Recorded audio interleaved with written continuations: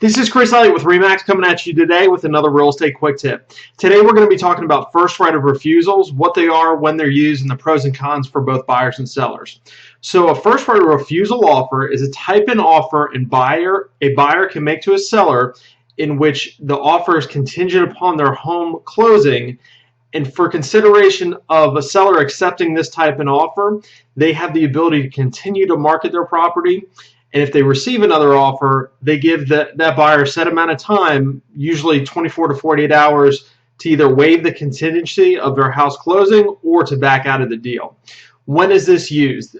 A first right of refusal offer can be used at any point when a buyer is making an offer to a seller, and that buyer, contingency of that buyer's offer is that their personal home must sell first before they buy their home.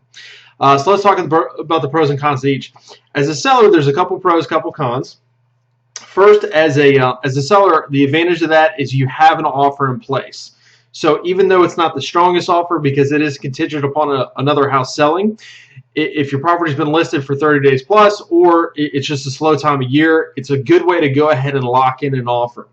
The second distinct advantage to accepting a first right of refusal offer is that you can continue to market, at least here in Central Virginia. The property still stays active, so you can continue to market it and solicit other offers. It's going to stay active in the multiple listing service, of course, and online and all third-party sites such as Zillow and Trulia. And you can solicit a better offer at the same time while that first right is in place. The only thing you have to do as a listing agent representing a seller is you have to disclose to any new prospective buyers that there is a first right of refusal in place. There are a couple cons though. When you have a first right of refusal offer in place, that first buyer does have first shot at it. So even if there's a 48-hour response period, if you receive a better offer, you still have to notify that first right buyer and give them 48 hours to, like I said, either waive the contingency of their home selling and proceed forward with their offer, or they have the ability to back out of the deal. The other disadvantage is you do have to disclose you have a first right in place to any prospective new buyer.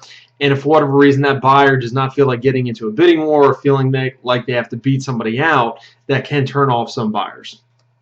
Now, as a buyer, what are the advantages and the disadvantages?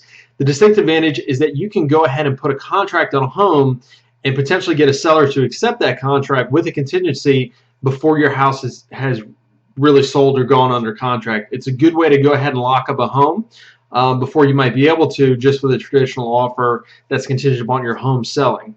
The con is you can be booted out at any time. So if that seller does receive a higher offer and you don't feel comfortable waiving that contingency, or you can't, you can be booted out of that contract. So guys, that was a real estate quick tip. Look forward to seeing you on the next one.